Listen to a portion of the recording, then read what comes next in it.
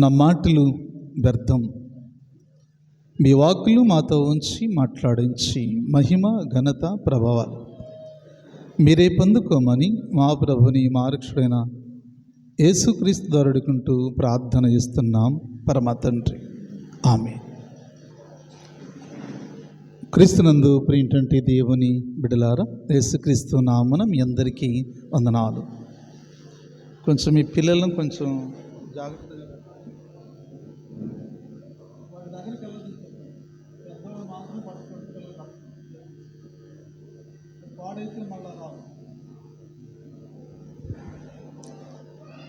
దేవుడిచ్చిన మహాకృపను బట్టి, ప్రేమను బట్టి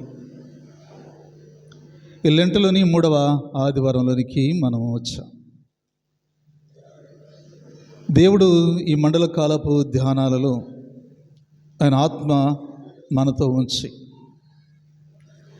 ఆయన పరిశుద్ధాత్మ శక్తిని మన మీద నింపి తన ప్రేమను మన పట్ల వెల్లడపరుస్తుండగా ఈ దినం మనము దేవుని యొక్క వాక్యం ధ్యానంలోకి మనం వెళుతూ ఉన్నాం. గత ఆదివారపు దినాల్లో మనం ఒక వాక్యము ధ్యానం చేసాం, జ్ఞాపకం ఉందా? నీది బలమైన ప్రార్థనయన్న. దేవుడు మనతో ప్రశ్నిస్తున్న మాట అది. నీది లేకపోతే నాది బలమైన ప్రార్థనేనా? మన ప్రార్థన బలమైనదిగా ఉంటే మనము ఏది అడిగితే అది ఆయన ఇవ్వడానికి సిద్ధముగా ఉన్నాడు. మన ప్రార్థనలో లోపం ఉంటే ప్రార్థనకి సమాధానము రాదు. ఈ విషయాల గురించి 3 విషయాలు గత ఆదివారపు దినాలలో మనము జ్ఞాపకం చేసుకున్నాం.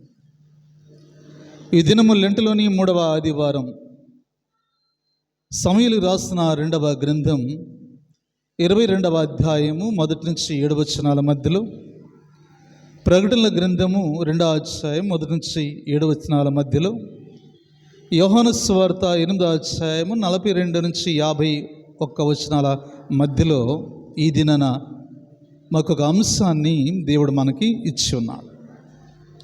ఈనాటి అంశం ఏంటంటే పాతాళము పాశములో నుంచి పరదేశికు, పాతాళ పాశంలో నుండి పరదేశికి వెళ్ళాలి. పరిశుద్ధ గ్రంథంలో బైబిల్లో చెప్తున్నటువంటి మాట అన్ని మత గ్రంథాల్లో కూడా ఇదే మాట చెప్పబడింది. ఏమని చెప్పబడిందంటే, చనిపోయినటువంటి పుట్టినటువంటి ప్రతి మనిషి తప్పక చనిపోతాడు, లేకపోతే కాలము చెల్లుతాడు. జననము మరణము అనేది మానవుని యొక్క వశములో లేవు, అది దేవుని వశములో ఉన్నవి. కాబట్టి జనన మరణాలు ప్రతి గ్రంథంలోనూ ప్రతి మతంలో కూడా ఉన్నవి. కానీ ఈ పరిశుద్ధ గ్రంథములో తిరిగి లేపబడడం అనేది సర్వసాధారణము కాదు, కానీ అది గొప్పది. ఒక వ్యక్తి మరణించిన తర్వాత, వినండి, ఒక వ్యక్తి మరణించిన తర్వాత మరలా తిరిగి లేవడం అనేది ఏ మత గ్రంథాలలో లేదు. కొన్ని మతాలలో చనిపోయిన వాడు కుక్కగానో కాకిగానో నక్కగానో పడతాడు అని వాళ్ళ ఆలోచన. కానీ మనకు అలా లేదు. మనం ఏ రూపంలో చనిపోతామో అదే రూపంలో దేవుడు మరలా తిరిగి లేపుతాడు. కానీ శరీరం మాత్రమే మార్పు జరుగుతుంది. ఈ శరీరము ఉన్న స్థానంలో మహిమ శరీరాన్ని, ఈ రూపంలో ఉన్న స్థానాన్ని, ఈ రూపాన్ని దేవుడు మనకి కలుగు చేస్తాడు. రూపము మారదు, కానీ శరీరం మాత్రమే మారుతుంది. ఇది క్రైస్తవ విశ్వాసానికి మూలం. కాబట్టి దేవుని బిడ్డలారా, ఇది నా పాతాళ పాశములో నుంచి పరదేశికి వెళ్ళాలి. ఇక్కడ మనకి 3 స్థలాలు ఉన్నాయి. ఈ 3 స్థలాలు మరణించిన వారికి ఈ 3 స్థలాలు ఉన్నవి. మరణించిన వెంటనే ప్రభు దగ్గరికి వెళ్తామంటే అది ఇంపాసిబుల్, వెళ్ళాం. ఎక్కడికి వెళ్తాం? మనము పాతాళానికి వెళ్తాం. పాతాళములో భద్రము చేయబడినటువంటి ఆత్మలను యేసుక్రీస్తు ప్రభువారు ఆయన మరి చనిపోయిన తర్వాత ఆయన ఆత్మ ఎక్కడికి వెళ్ళిందంట? పాతాళము లోపలికి వెళ్ళి, పాతాళములో గతములో పరిశుద్ధులు ఆత్మలు ఉన్నాయి కనుక ఆ ఆత్మలను ఆయన మరలా తీసుకుని ఎక్కడికి వస్తాడంట? పరదేశికి తీసుకుని వస్తాడు. అంటే అది విడిది గది, నివాస స్థలం. మనము చనిపోయిన తర్వాత మన ఆత్మ మొదటిగా పాతాళానికి వెళుతుంది. ఆ తర్వాత మన క్రియలు మంచిగా ఉన్నప్పుడు, మనము దేవునికి ఇష్టముగా ఉన్నప్పుడు ఖచ్చితంగా మనం ఏం చేస్తాడో మన ఆత్మలను దేవుడు ఎక్కడ తీసుకెళ్తాడంట? పరదేశికి తీసుకుని వెళతాడు. పరదేశిలో ఎంతకాలం ఉంటుంది అంటే దేవుని తీర్పు వరకు అక్కడ వెయిటింగ్. దేవుడు అక్కడ విడిది గదిగా వాటిని ఆత్మలకి సంరక్షణ కలిగిస్తాడు. అప్పుడు తీర్పు జరిగినప్పుడు ఈ పరదేశంలో ఉన్నటువంటి వారందరినీ పరలోకానికి దేవుడు చేరుస్తాడు. వినండి, విను. కాబట్టి దేవుని బిడ్డలారా, దేవుని యొక్క వాక్యము ఎలాగో మనతో మాట్లాడుతున్నది. ఎందుకు మనము క్రైస్తవులుగా ఉన్నాము? క్రైస్తవులుగా ఉండడం అనేది ఒక గొప్ప భాగ్యం, అదృష్టం. అసలు ఎవరికి రాదు అది. నేను క్రైస్తవుడని అని చెప్పుకోలేని సిగ్గుతో ఉన్నాం మనం. నేను క్రైస్తవుడని అని చెప్పుకోగల శక్తి దేవుడు మనకిచ్చాడు. చాలా సందర్భాలలో చాలామంది ఏం చేస్తామంట? నేను బీసీసీ అని గౌరవంగా చెప్పుకుంటాడు. ఎందుకంట? నేను క్రైస్తవుడని, నేను ఇండియన్ క్రైస్తవుడని. అలాగూ ప్రతి విశ్వాసి కూడా చెప్పగలటువంటి శక్తి దేవుడు మనకిచ్చాడు. మనం పిరికివారము కాం, అలాగని తప్పు చేసేవారము కానీ కాం.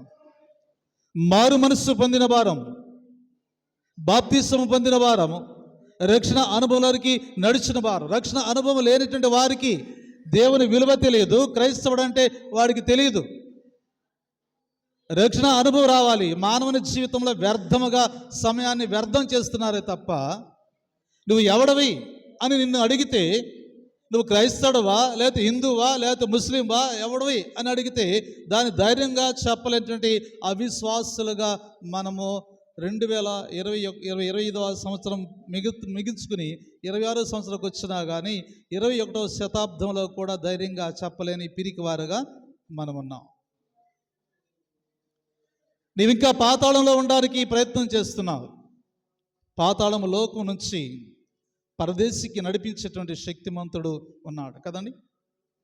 యేసుక్రీస్తు ప్రభువారు ఒక వ్యక్తిని పాతాళానికి తీసుకెళ్ళలేదు, డైరెక్ట్గా పరదేశికే తీసుకెళ్ళాడు. బైబిల్లో మనం చూస్తూ ఉంటాం.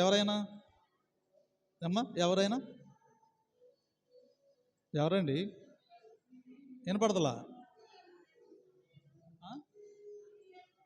సమయాలు కాదమ్మా కదా. దొంగ, నేడు నువ్వు నాతో కూడా పరదేశీలోనే ఉంటావు.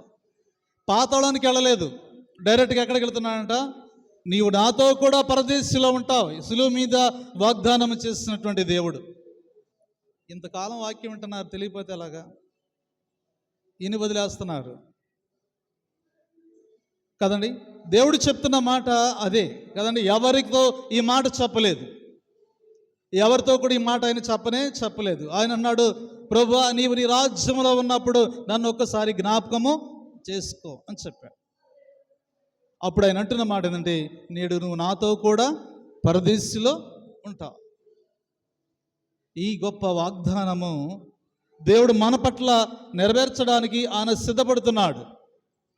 కాబట్టి ఇక్కడ లేఖన భాగాన్ని జ్ఞాపకం చేసే సమయాలు రాస్తున్నటువంటి 2వ గ్రంథం 22వ అధ్యాయము 5-6 వచనాలు చదువుకుందాం.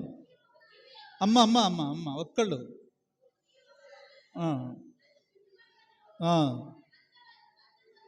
మృత్యు యొక్క అలలు నన్ను చుట్టుకొనగను, వరద పొరల వలె భక్తిహీనులు నా మీదికి వచ్చి నన్ను బెదిరించగాను, పాతాళ పాశము నన్ను అరికట్టగాను, మరణపు ఉరుములు నన్ను ఆవరించగను. ఎవరు ఈ మాట చెప్తున్నారు? దావీదు భక్తుడు మాట్లాడుతున్నాడు.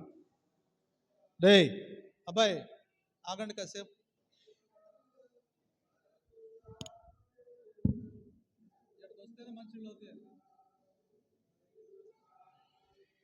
కాబట్టి దేవుని బిడ్డలారా, పక్కన మీరు ఉన్నారు, మాట్లాడొచ్చు కదా అన్నమా, చెప్పండి. కాబట్టి దేవుని బిడ్డలారా, అందుకే ఆయన మాట్లాడుతున్నమాట, పాతాళ పాశము మరణపు ఊరుములు ఆవరించగా. ఎవరిని ఆవరించగా అంటే దావీదుని ఆవరించాయి. దావీదు చాలా ప్రమాదంలో ఉన్నాడు. దావీదు ప్రమాదం ఎలా ఉందంటే మరణానికి అంచులలో ఉన్నాడు. ఆయన ఎవరు? ఆయన్ని మరణానికి గురి చేయడానికి సౌలు సిద్ధపడుతున్నాడు కదండి. సౌలు మీదకి ఏమొస్తుందంట? దురాత్మ వచ్చినప్పుడు ఆయన బళ్ళెము ఎక్కడికి వచ్చాడంట? ఆ దావీదు మీదకి విసురుతూ ఉండగా దావీదు దాన్ని తప్పించుకున్నాడు.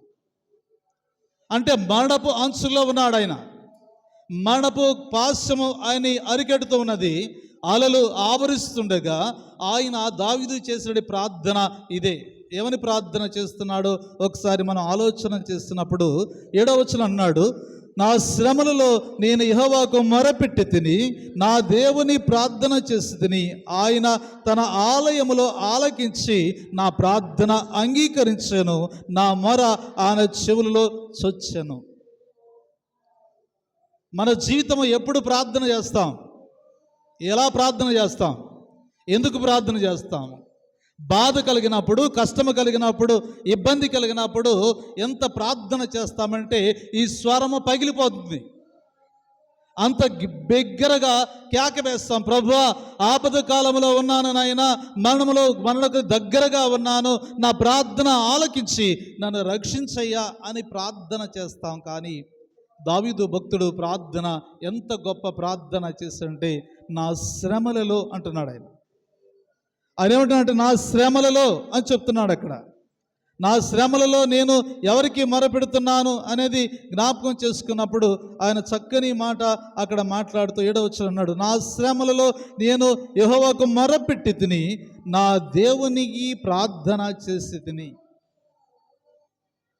నా దేవునికి నేను ప్రార్థన చేశాను, నా ప్రార్థన ఆలకించువాడు ఆయనే. ఎందుకంటే మరణపు పాశము, మరణపు ఉరుములు నన్ను ఆవరించి ఉన్నవి, తరుముకుంటూ వస్తున్నాయి.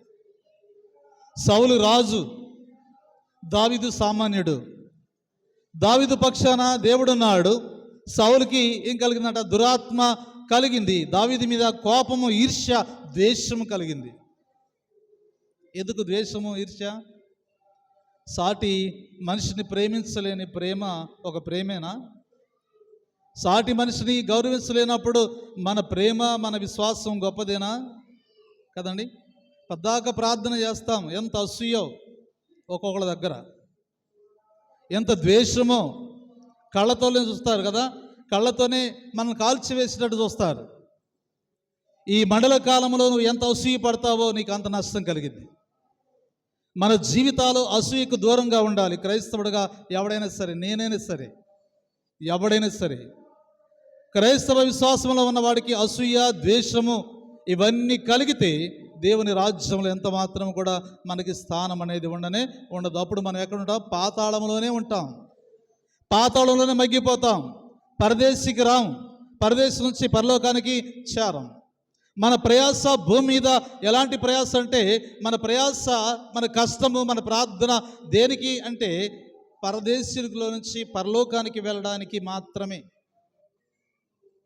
కాబట్టి దేవుని బిడ్డలారా, మరి పరలోకానికి వెళ్ళాలి అంటే మనం పాతాళంలో నుంచి పరదేశికి రావాలి, పరదేశుల నుంచి పరలోకానికి చేర్చబడాలి.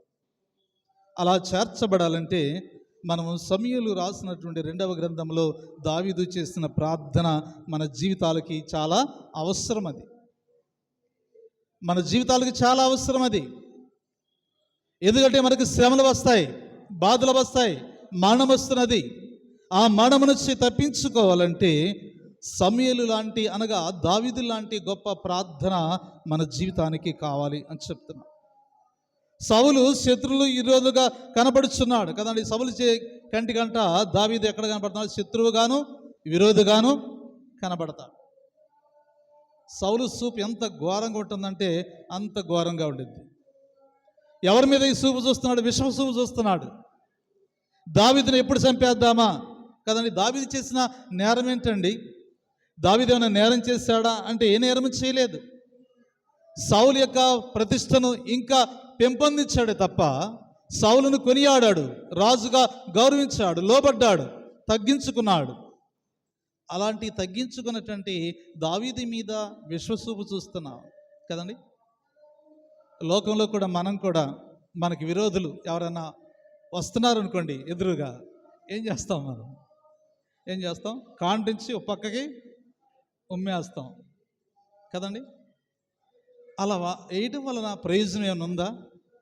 ఏమీ లేదు. నిన్ను నువ్వే పతనం చేసుకుంటున్నావు. చేతనైతే ప్రేమించు, చేతనైతే గౌరవించు, చేతనైతే పలకరించు, లేకపోతే పక్కకి వెళ్ళిపో. కానీ నీ క్రియల వలన నీ జీవితం పాడైపోతుందని నీవు ఎరక్కుంటుంటే ఎప్పుడు నువ్వు తెలుసుకుంటావంటే పాతాళంలోకి వెళ్ళిన తర్వాత తెలుసుకుంటావు. పాతాళంలో వేదన చెందుతూ ఉన్నప్పుడు నువ్వు తెలుసుకుంటావు కదండి. పేదలాజరు ధనవంతుడు ఇద్దరు చనిపోయారు. ధనవంతుడు విలాస జీవితాన్ని అనుభవించాడు, చనిపోయాడు. పేదలాజరు పేదరికంలోనే ఉన్నాడు, చనిపోయాడు.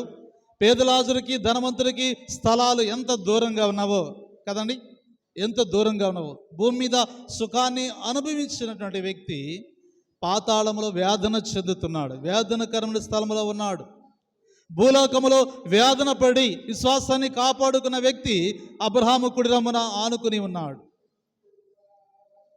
అంటే పాతాళానికి అబ్రహాము రొమ్ముకి ఎంత వ్యత్యాసం కనబడుతున్నది అనేది జ్ఞాపకం చేసుకున్నప్పుడు పాతాళము పరదేశి, పరదేశిలో ఉన్నటువంటి అక్కడ లాజరుతో అనగా అబ్రహాముతో ఈ వ్యక్తి మాట్లాడుతున్నాడు. అబ్రహామా కదండి, అబ్రహామా ఆ లాజరుని తన నేలు కొన వంచి ముంచి ఒక్క చుక్క నా నోటికి అందించయ్యా అని చెప్తున్నాను. ఈ వేదనకరమైన స్థలంలో నేను ఉండలేకపోతున్నాను. వేదనకరమైన స్థలం అని ఎప్పుడు తెలిసింది? భూలోకంలో ఉండగానే తెలుస్తుందా? భూలోకంలో ఉండగా ఎవడికి తెలియదు. నాకే అంటాడెట్టాగా, ఏం తక్కువ నాకు కదండి. మంచి ఉద్యోగస్తుడు భర్త ఉన్నాడు, బాగా కష్టపడే భర్త ఉన్నాడు కదండి, వ్యాపారం చేసే భర్త ఉన్నాడు, పని చేసే భర్త, నాకే అనుకుంటున్నారు. కానీ ఇప్పుడు నాకే అనుకుంటే ఇప్పుడు నా పరిస్థితి ఏందయ్యా అనే పరిస్థితి వచ్చేస్తుంది. ఎన్ని మేడలు ఉన్నా, ఎన్ని కార్లు ఉన్నా ఒక దిన అన్నిటినీ విడిచిపెట్టి వెళ్ళిపోవలసిన వారమై ఉన్నాం. సెంట్రల్ గుంటూరులో 3 సార్లు సెనెట్ ప్రెసిడెంట్గా చేసిన చింతల ఏలీ గారు ఏఎల్సీ ప్రెసిడెంట్గా చేశాడు, కొన్ని పదవులు చేశాడు. మొన్న రాత్రి హఠాత్తుగా మరణించాడు. ఆయన చెయ్యని పదవులు లేవు, మంచి వ్యక్తి కదండి. ఏఎల్సీలో మంచి స్థానాన్ని పొందుకున్నటువంటి గౌరవం గల వ్యక్తి హఠాత్తుగా మరణించాడు. కాబట్టి దేవుని బిడ్డలారా, ఈ సంఘటన ఏకంగా 3 సార్లు ఏకదాటిగా సెంట్రల్ గుంటూరులో సెనెట్ ప్రెసిడెంట్గా చేసిన వ్యక్తి ఇలా కాలం చేశాడంటే ఎంత బాధ ఉంటుంది. చాలా బాధ, చాలా బాధ. నాకు ఓటు వచ్చిన తర్వాత మొట్టమొదట ఓటేసిన ఆయనకే నేను కదండి. 2005లో మాకు ఓటు వచ్చింది, 2006లో ఎలక్షన్ జరిగింది, మొదటి ఓటు ఆయనకి వేసాను, ఆయనే గెలిచాడు. అప్పటి నుంచి ఇప్పటి వరకు తిరిగి చూడలేదు. హఠాత్తుగా ఆయన ఈ లోకాన్ని విడిచి వెళ్ళిపోయాడు నిన్నటి దినాన. కాబట్టి దేవుని బిడ్డలారా, మనం ఎప్పుడు చనిపోతామో తెలియదు, మన ఆత్మ ఎక్కడ ఉంటుందో తెలియదు. మనం భూలోకంలో ఉండగానే ఇది నాది అది నాది అని మురిసిపోతున్నాం, మైమరిసిపోతున్నాం, లోకంలో లోకాశలను చూసి ఆలోచన చేస్తున్నాం. కానీ మన జీవితము పతనమయ్యేటువంటి పరిస్థితికి వచ్చేసింది. జాగ్రత్త అనేది మనం ఆలోచన చేయలేదు. నిన్న రాత్రి ఒక వాక్యం వచ్చింది, హెచ్చరిక, జాగ్రత్త. యుద్ధ సమాచారాలు వినబోతున్నారు, యుద్ధాలు జరగబోతున్నాయి, రాయి మీద రాయి కట్టని దినం రాబోతున్నది, జాగ్రత్త అని హెచ్చరిక చేస్తున్నారు. ఈ దిన రాకడ దినము ఆసనమవుతుంది, జాగ్రత్త అని చెప్తుంటే ఎవడికి జాగ్రత్త లేదు, ఎవడికి జాగ్రత్త లేదు. శరీరానికి ఏమి ఇబ్బంది లేదు, శరీరం ఎక్కడి నుంచి తీయబడింది అక్కడికి వెళ్ళిపోతుంది. కానీ ఆత్మకి చాలా ఘోరమైన ఇబ్బంది కలుగుతుందని చెప్తున్నాను. అందుకే 116వ కీర్తన 3-4 వచ్చిన చదువుకున్నప్పుడు మాట్లాడుతూ ఉన్నాడు. చదువుతామా? మరణ బంధములు నన్ను చుట్టుకునిను, ఉమ్, ఉమ్, ఉమ్. చాలు. ఎవరండి ఈయన? దావీదు భక్తుడే. దావీదు భక్తుడు మొరపెడుతున్నాడు. ఏమని మొరపెడుతున్నాడు అంటే, మరణపు బంధములు పాతాళ వేదలు నన్ను చుట్టుకొని ఉన్నవి, దయచేసి నా ప్రాణమును కాపాడు నాయనా అని దావీదు దేవునితో ప్రార్థన చేసినటువంటి సందర్భం అది. ఎందుకు ప్రార్థన చేస్తున్నట్టు? పాతాళంలోకి వెళ్లకుండా పరదేశంలోకి వెళ్ళాలి, పరదేశం నుంచి పరలోకానికి చేర్చబడాలి కదండి. మన ఆత్మ 3 విధాలుగా 3 స్థలాలలో భద్రము చేయబడుతున్నది. మన క్రియలు సరిగా ఉంటే పాతాళంలోంచి పరదేశికి వస్తాం. మన క్రియలు సరిగా లేకపోతే పాతాళంలోనే ఖచ్చితంగా ఉంటాం. ఇక అక్కడి నుంచి రాలేం. అందుకే ప్రభు మాట్లాడుతూ, ప్రభు చనిపోయిన తర్వాత ఆయన ముందుగానే చెప్పాడు కదా, నేను ఈ మనిషి కుమారుడు అది మనుషుల చేతికి అప్పగించబడి ఆయన హింసించి కొరడతో కొడతారు, సిలువేస్తారు, ఆయన చనిపోతాడు, సమాధి చేయబడతాడు, మరలా 3వ దినాన లేపబడతాడని ముందుగానే చెప్పాడు ఆయన. అయితే ఈ 2 దినాలు ఎక్కడున్నాడు ఆయన కదండి? శుక్రవారం చనిపోయాడు, శనివారం అంతా ఎక్కడున్నాడు, ఆదివారం అంతా ఎక్కడున్నాడు కదండి? అంటే చనిపోయిన వెంటనే ఆత్మ ఎక్కడికి వెళ్ళింది? ఆయనది ఎక్కడికి వెళ్ళిందంటే ఈ పాతాళానికి వెళ్ళిపోయింది. పాతాళంలో ఎవరున్నారంటే ఆయనకు మొరపెట్టిన పరిశుద్ధులు ఉన్నారు. ఆయనకు మొరపెట్టిన పరిశుద్ధులు మరి మన పితరులు ఉన్నారు. మన పితరుల ఆత్మలను తీసుకురావడానికి తన ఆత్మ కూడా ఎక్కడికి వెళ్ళిందంట? పాతాళానికి వెళ్ళిపోయింది. పాతాళంలో ఒక దినము వారితో గడిపింది. పాతాళంలో నుంచి పరదేశికి తీసుకురావడానికి, అనగా ఆయన 3వ దినాన తిరిగి లేపబడి ఉన్నాడు. ఈ ఒక్క దినము వాళ్ళతోనే కలిసి ఉన్నాడు. పరిశుద్ధుల ఆత్మలన్నీ కూడా తీసుకొచ్చి అక్కడ పెట్టాడంట, పరదేశంలో భద్రము చేశాడు కదండి. అబ్రహాం ఆత్మతో సహా పరదేశంలో భద్రం చేశాడు. ఆ భద్రం చేసిన ఆత్మలు అలాగే ఉన్నవి. ఎప్పటికీ అలాగుంటాయంటే కడబోర శబ్దధ్వని రాబోతున్నది, దేవుని యొక్క రాకడ రాబోతున్నది. కనుక ఆయన వచ్చినప్పుడు మహిమ సింహాసనం మీద ఉన్నప్పుడు వీళ్ళందరూ ఎక్కడికి వెళ్తారంట?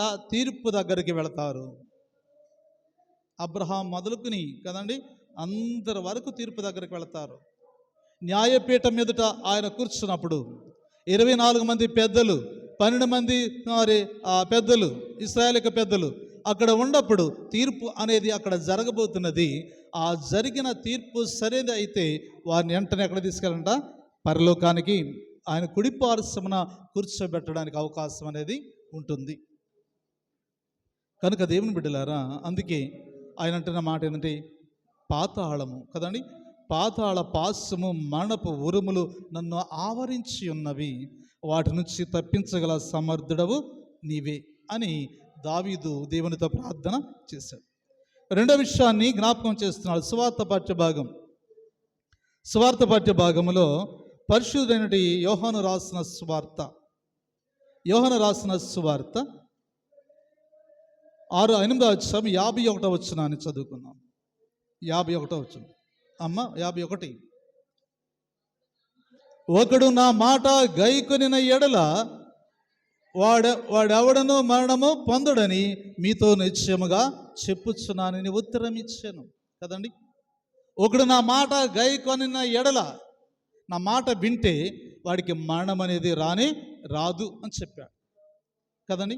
2వ విషయాన్ని ఇక్కడ జ్ఞాపకం చేస్తా ఉన్నాడు. 2వ విషయం ఏంటంట? మరణము పొందకుండా ఉండాలంటే ఏం చేయాలి? మరణం పొందకుండా ఉండాలంటే ఏం చేయాలి? అందుకే కీర్తనాకారుడు దావీదు కూడా మాట్లాడుతున్నాడు. 89వ కీర్తన 48వ వచనంలో, మరణము చూడక బ్రతుకు నరుడు ఎవరైనా ఉన్నారా? అందరూ మరణిస్తూనే ఉన్నారు. కానీ ఇక్కడ ప్రభు మాట్లాడుతున్న మాట, నా మాట గైకొన్నవాడు మరణాన్ని చూడడు అని చెప్తున్నాడు. నా మాట గైకొనేటువంటి వాడు మరణాన్ని చూడడు అని చెప్తున్నాడు. ఎందుకు మరణాన్ని చూడడు అని చెప్తున్నాడు అంటే, ఆత్మీయ మరణము పొందకుండా ఉండాలి అంటే ఆయన మాట మనము వినాలి. మొదటిగా ప్రభు మాట వినాలి, 2వదిగా నీతిమంతులుగా తీర్చబడాలి, 3వదిగా పరిశుద్ధాత్మ శక్తిని పొందుకోవాలి, 4వదిగా దేవునితో మనము నడవాలి. దేవునితో నడిచిన వారు ఉన్నారండి? ఎవరెవరున్నారు బైబిల్లో? మరణము చూడకుండా నడిచిన వారు ఎవరంట? ఆనోకు ఇంకా ఏలియా. వెరీ గుడ్ కదా. వాళ్ళిద్దరు కూడా మరణం లేదు వాళ్ళకి. వాళ్ళు కొనిపోబడ్డారు. ఎందుకంటే వారు ఆత్మ సంబంధమైన జీవితం కలిగి ఉన్నారు, పర సంబంధమైన ఆలోచన కలిగి ఉన్నారు. ఈ లోక సంబంధమైన ఆలోచనలు కాదు, కానీ దేవుని యొక్క ఆలోచన వారు కలిగి ఉన్నారు. కనుక వారు ఏం చేశారంట? దేవునితో కూడా కొనిపోబడింది, దేవునితో నడిచిపోయారు అని చెప్తున్నాడు. ఏలియా కదండి, ఆనోకు అనేటువంటి ఇద్దరు కూడా పరిశుద్ధులే. దేవుని మాటకు లోబడ్డారు, దేవుని యొక్క ఆలోచనకి లోబడ్డారు. కనుక వారు మరణము చూడకుండానే వెళ్ళిపోయినట్లుగా మనం అక్కడ చూడగలుగుతున్నామని చెప్తున్నాడు. ఈ సంఘటన మనం జ్ఞాపకం చేసినప్పుడు మరణము అనేది మానవుడికి వస్తుంది, అది శరీరానికే. కానీ రెండవ మరణము ఆత్మీయ మరణం. ఆ ఆత్మీయ మరణం పొందకుండా ఉండాలంటే భూలోకంలో ఉండగానే మన క్రియలు దేవునికి ఇష్టంగా ఉండాలి. మనకి ఇష్టంగా కాదు, దేవునికి ఇష్టంగా ఉండాలి. దేవునికి ఇష్టంగా ఉంటే తప్పనిసరిగా దేవుని రాజ్యానికి మనము వారసులుగా ఉంటామని చెప్తున్నాం.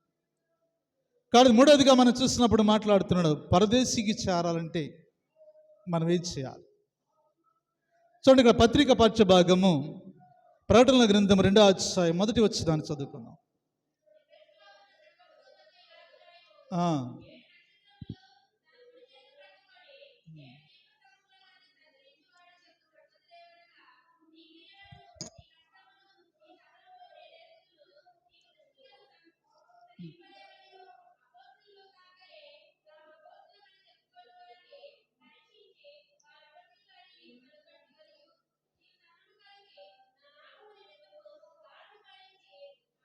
అలవలేదనియు చాలు.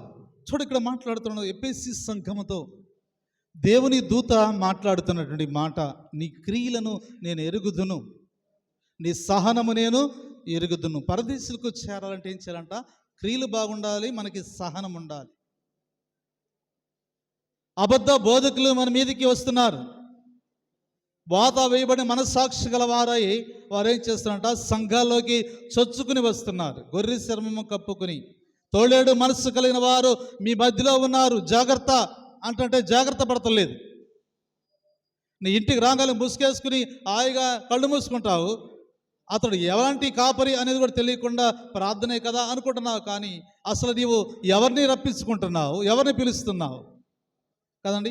మనస్సాక్షి లేనటువంటి వారిని నీ దగ్గరకు వచ్చినప్పుడు, అనగా అబద్ధ బోధకులు, దొంగ బోధకులు ఈ దినాన తయారయ్యి సంఘాల్లో చొరబడుతుంటే ఏదైనా ప్రార్థనే కదా అని అనుకుని నువ్వు తలంచుతున్నావు, కానీ దురాత్మ నీ మీదకి వస్తే నీ పరిస్థితి ఏంటి కదండి? అనేక దురాత్మలు కాదు, కపటమైనటువంటి బోధకులు మధ్యలోకి అవి సంచారము చేస్తున్నవి. ఆయన మీ మీదకి వదిలితే మీరు పరిస్థితులు ఏంటి కదండి? అందుకే మీరు జాగ్రత్త కలిగి ఉండండి. దేవుని వాక్యము చెప్తున్నది, వాక్యానుసారంగా మానవుడు జీవించేవారుగా. అందుకే అన్నాడు, జయించిన వారికి దేవుని పరదేశంలో ఉన్న జీవ వృక్ష ఫలము భుజింప చేస్తాడు. అతనికి రెండవ మరణం అనేది ఉండదు. జీవించాలి అనగా జయించాలి. ఏది జయించాలి? శ్రమలు జయించాలి, మరణాన్ని జయించాలి, క్రియలను జయించాలి. ఇవన్నీ జయించినప్పుడే మనం ఎక్కడికి వెళ్తామంట? పాతాళంలో నుంచి పరదేశికి వెళతాము, పరదేశుల నుంచి పరలోకానికి వెళతాం. ఇప్పుడు అర్థం కాదు మనకి, ఎంత వాక్యం చెప్పినా మనకి ఇసుకొచ్చేసింది. ఇప్పుడు చెప్పే మాటలు ఒక్క మాట కూడా మనకు అర్థం కాదు. రేపు అనుభవిస్తేటప్పుడు అర్థమైద్ది కదండి. అరే రే ఎంత పొరపాటు చేశాను, దీపం ఉండగానే ఇంటిని చక్కబెట్టుకోలేకపోయాని, ఇప్పుడు దీపం మారిపోయింది, చీకటిలో ఉన్నాను, నా బ్రతికేంటి, నాకు మరి సహాయం చేసేవాడు ఎవడైనా ఉన్నాడంటే ఎవడు సహాయం చేయడు. నీవు దీపం ఉండగానే ఇంటిని చక్కబెట్టుకోవాలి, నీ దగ్గర వాక్యం ఉండగానే వాక్యానుసారంగా జీవించాలి. నువ్వు వ్యర్థముగా సమయాన్ని వ్యర్థము చేస్తే ఒక దిన నీ బ్రతుకు వ్యర్థం అవుతుంది, నా బ్రతుకు వ్యర్థం అవుతుంది. మన బ్రతుకులు వ్యర్థం కాకుండా ఉండడానికి ప్రభు అయినట్టు క్రీస్తు ఈ లోకానికి రక్షకుడుగా వచ్చాడు. నీకు ఒక ఫలాన్ని ఇచ్చాడు కదా, జీవ వృక్ష ఫలం. అది నువ్వు భుజించాలంటే నీ క్రియలు బాగుండాలి కదండి. మరణము చూడక బ్రతుకు నరుడు ఎవడైనా ఉన్నాడా అని ప్రశ్నించినప్పుడు, ఉన్నాడయ్యా, ఏలియా ఉన్నాడు, ఆనోకు ఉన్నాడు, ఆ వరుసలో మేము కూడా ఉన్నామని దమ్ముగా చెప్పగల శక్తి, ఆత్మ మన దగ్గర ఉందంటే లేదు. ఆత్మను బలపరుచుకునేటువంటి శక్తి మన దగ్గర ఉందంటే లేదు. 40 దినాలు నిష్ఠగా కొలిసి ప్రార్థన చేద్దామా అంటే లేదు మనకి కదండి. విశ్వాసం లేదు, సన్నగిలిపోతుంది. ప్రార్థన లేదు, సన్నగిలిపోతుంది. ఉపవాసం లేదు, సన్నగిలిపోతుంది. 40 దినాలు పేరుకు మాత్రమే ప్రార్థనకు వస్తున్నాము, కానీ మనము మృతులమే. మనం మృతులుగా ఉండకూడదు. దేవుడిచ్చిన అవకాశాన్ని సద్వినియోగం చేసుకుందాం. దేవుడు మనకు చెప్పిన మార్గాలు ఉన్నాయి, ఆ మార్గంలోకి నడుద్దాం. ఆషామాషాగా తీసుకోవద్దు. ప్రతి మాట చాలా విలువైనది. బైబిల్ గ్రంథం మాట విలువలేని మాట కాదు. అది ప్రతి మాట విలువైనది. ప్రతి మాట మన హృదయానికి తగులుతుంది. ప్రతి మాట మనల్ని గద్దిస్తున్నది. ప్రతి మాట మనకు బుద్ధి చెప్తుంది. ప్రతి లైన్ నీకు హెచ్చరిక చేస్తున్నది. ప్రమాదం వస్తుంది, జాగ్రత్త కదండి. ప్రేమలు చల్లారిపోయినాయి. ఇప్పటికే చల్లారిపోతుంటే దాని అర్థం ఏంటంటే రాకడ దగ్గరలో ఉంది. అత్తకి కోడలకు పడుతుందా? అసలు పడుతుందా? కోడలు ఏ పని చేసిన అత్త మొఖనాడు తిప్పిద్ది, మార్చిద్ది. చేసేవాలే నువ్వే కదా. ఇలాంటి అత్తలు లేరా? అత్తలను ఏదించే కోడలు లేరా కదండి? భర్తల్ని ఏదించే భార్యలు లేరా? ఇవన్నీ ఎందుకు? వాళ్ళ మధ్య ఉన్న ప్రేమ సన్నగిల్లిపోవడానికి గల కారణం ఏంటంటే దేవుని రాకడ అతి సమీపంగా ఉన్నది. జాగ్రత్త. కనుక మనం జాగ్రత్తగా ఉందాం. ఆయన అన్నాడు, పాతాళంలో నుంచి ఎక్కడికి వెళ్తామంట? పాతాళ పాశములో నుంచి పరదేశికి మనం వెళ్ళాలంటే మన క్రియలు మంచిగా ఉండాలి, మన ప్రార్థన బలమైనదిగా ఉండాలి కదండి. నేను పాస్టర్ గారిని అడిగాను, ఈ ప్రార్థన బలమైనదా అని. నాది బలమైనది అంది. సోమవారాన్ని పడిపోయింది కదండి. నా ప్రార్థన బలమైంది అంది, సోమవారాన్ని పడిపోయిందా కదండి. ప్రార్థన ఎంత బలంగా ప్రార్థన చేస్తే అన్ని శ్రమలు వస్తాయి. ఒక వ్యక్తి 5 రోజులు పడిపోయింది, ఒక వ్యక్తి 15 రోజులు పడిపోయింది కదండి. ఉపవాసం అంటే ఆషామాష కాదు, నిష్ఠ కలిగి ఉండాలి కదండి. మన క్రియలు, మన శరీరం, మన ఆత్మ, మన మనస్సు అన్నీ కూడా ఎక్కడ ఉండాలంట? ఆయన మీద ఆనుకుని ఉండాలి, ఆయనతోనే ఉండాలి. ధైర్యం ఉండాలి, గుండె నిండా బలం ఉండాలి, వాక్యం ఉండాలి, ప్రార్థన ఉండాలి. ఇవి ఉంటే ఆ సాతాను కాదు కదా, దాని బాబు వచ్చిన అది మనల్ని ఏమీ చేయనే చేయ. అలాంటి బలమైన ప్రార్థన కావాలి. సంఘానికి ప్రార్థన బలమైనది. అందుకే మా సంఘ సరిహద్దులను విశాలపరచండి అని ప్రార్థన చేస్తాం. ఎందుకు సంఘ సరిహద్దులు విశాలపరచడం? ఎవడైనా దోసుకుంటాడా అంటే ఖచ్చితంగా దోసుకుంటాడు. ఎందుకంటే హద్దులను చెరిపి వేసేటువంటి సాతాను, అపవాది, దుష్టుడు మన మధ్య పెత్తనం చేస్తాడు. దాని కూరలు పీకాలంటే హద్దురాళ్ళు కరెక్ట్గా ఉండాలి. హద్దురాళ్ళు అంటే ఏంటంట? నీవు చేసే ప్రార్థన కదండి. గోడ కట్టిన వాళ్ళే ప్రార్థన ఉండాలి, గట్టితనము కలిగిన ప్రార్థన ఉండాలి. ఆ ప్రార్థన ఉంటే సాతాను కదా ఎవడో మనల్ని ఏమి చేయనే చేయ. క్రైస్తవ విశ్వాసంలో బలహీనలు ఎవరంటే మనమే, బలవంతులు ఎవరంటే మనమే కదా. బలహీనులుగా ఉన్నప్పుడు సాతాను పడేసిద్ది, వాడుకునిద్ది. బలవంతులుగా ఉంటే దేవుడు వాడుకుంటాడు, దేవుని పని చేయించుకుంటాడు. అలా ఉండాలంటే మనం ఏం చేయాలంట? బలమైన ప్రార్థన చేయాలి. నీవు నేను కూడా పాతాళంలో నుంచి పరదేశికి వెళ్ళాలి. పాతాళంలో ఉండకూడదు. ఎందుకంటే ప్రభు నిన్ను తీసుకెళ్తాడు మరి ఒకవేళ నీవు నేను పరిశుద్ధులమై మరణిస్తే ఆయన మన దగ్గరకు వస్తాడు. మన ఆత్మలు ఎక్కడ తీసుకెళ్తాడంట? విశ్రాంతి విడిది గది. పెండ్లి కుమార్తెను విడిది గదిలో అట్టి పెడతారు.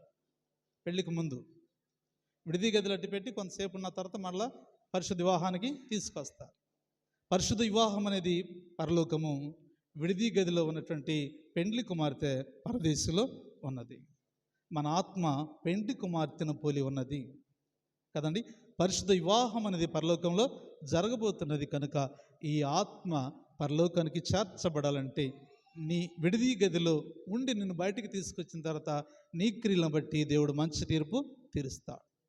నీవు నేను కూడా మంచి తీర్పు పొందాలంటే మన క్రియలు దేవునికి ఇష్టంగా ఉండడానికి ప్రయత్నం చేద్దాం. అలా చేయడానికి పరిశుద్ధాత్మ దేవుడు సహాయం చేసి నడిపింపచేయునుగాక.